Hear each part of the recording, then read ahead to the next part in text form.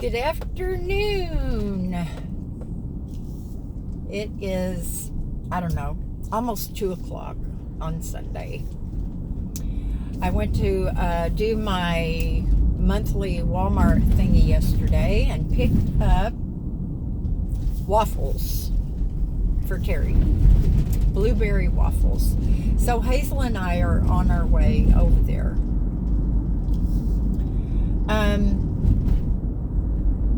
Tomorrow is Memorial Day. Most of y'all know how I feel about our military. I've had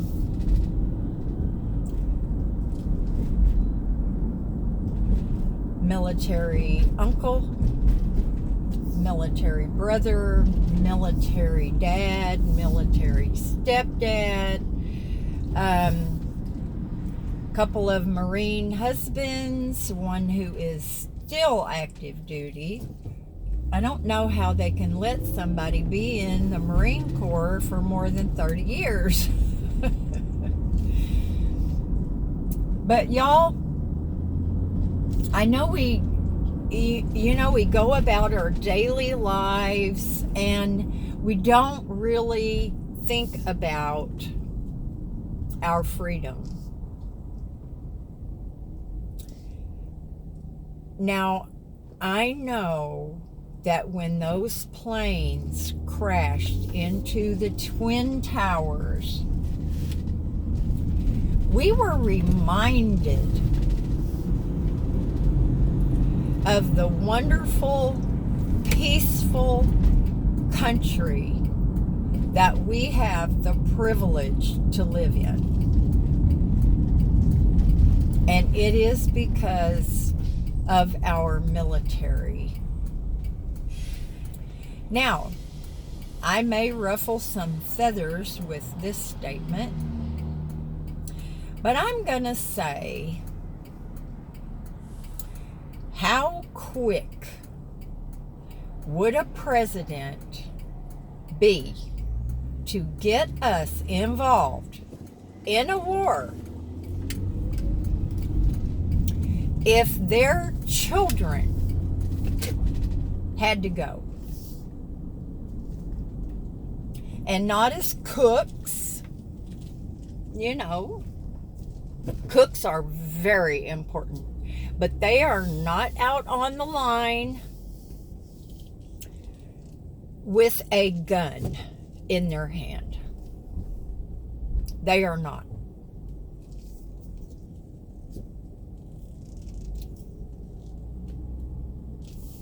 Usually, cooks and clerks, even the motor T guys and ladies, come home safely.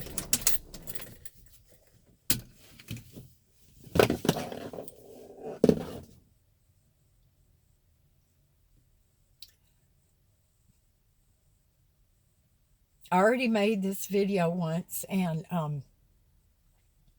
I couldn't put it out. My dad spent a year in Vietnam, and he came home a changed man. My cousin also went. He was hit by shrapnel, and I'll just put it as delicately as I know how. He could never have children. My uncle went overseas and was never heard of again, ever. We don't know what happened to him. I was fortunate enough and blessed enough that my husband's who went to fight came back whole. Not necessarily unchanged, but they came back whole. I live in a military town.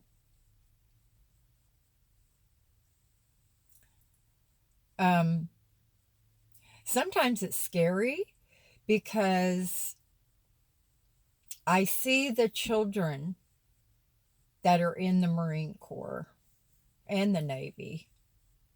I'm talking about 18, 19, 20-year-old children. They are children. And somebody made a remark to me one time, if they're in the service, they are not children. That is BS. They are children. Most of them have never lived on their own. They've never had to be responsible for anything. And they get thrown in there and be responsible for our safety and well-being.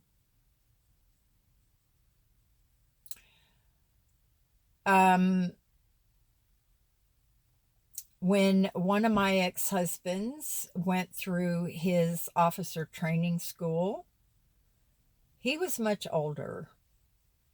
And I was the oldest lieutenant's wife in the Marine Corps. And I saw all those little college graduate children become officers in the Marine Corps. That means that they were rank-wise over men who had been in the Marine Corps for years.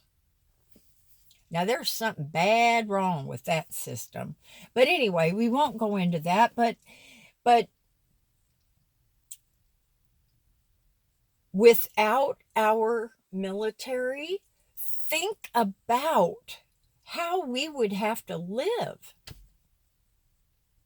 How all these other countries that have constant, nonstop war.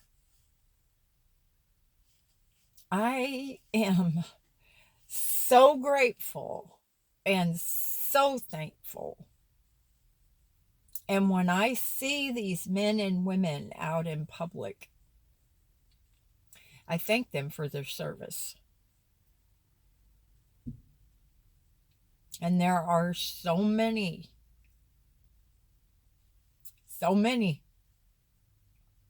who never even make it home. So we need to really remember them and appreciate them and be thankful for our military.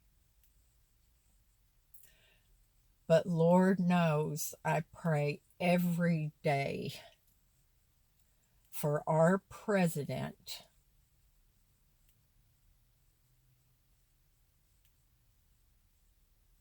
I'll just end that there. I won't say anything else, but I pray for our government. When you are so totally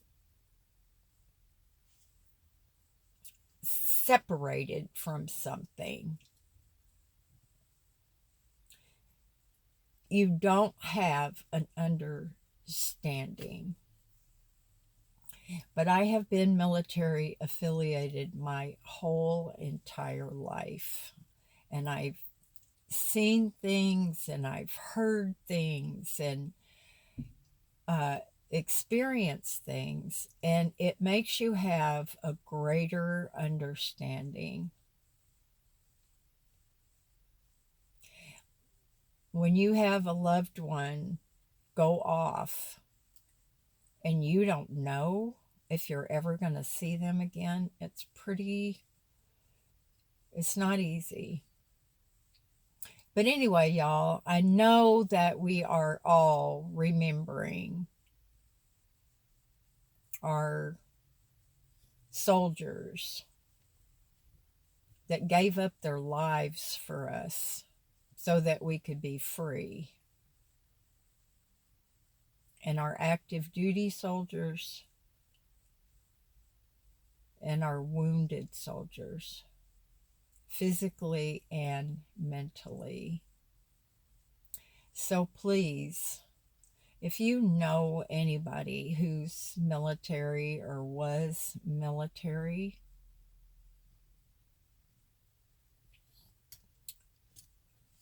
give them a hug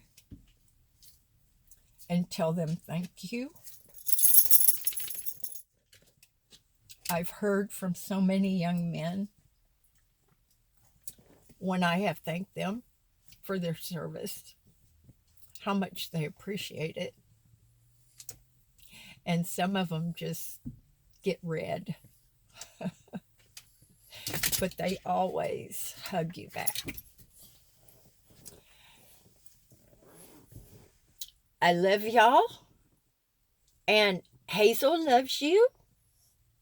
And yes, look, our hair is almost matching. Right, Miss Hazel? She, for those of y'all that don't know, is a Yorkie Pomeranian mix. She's about 11 years old. So, yes, we are getting gray. Oh, yes, she does not want you to touch her little mouth. But she's doing pretty good, y'all, but she's still having a lot of issues with her legs, particularly her back legs. So I'm thinking we may have to go do an x-ray. At least they don't hurt. They just have to sedate her. Oh, did you feel good, baby? Somebody made a comment that they've never seen Hazel cuddle with me. Well, sweetie, that's because the camera is not on my lap or usually in the bed. Right? Right. Okay, guys, do something fun today. I'm going to see Terry for a little bit, and I'll talk to y'all later. Bye now.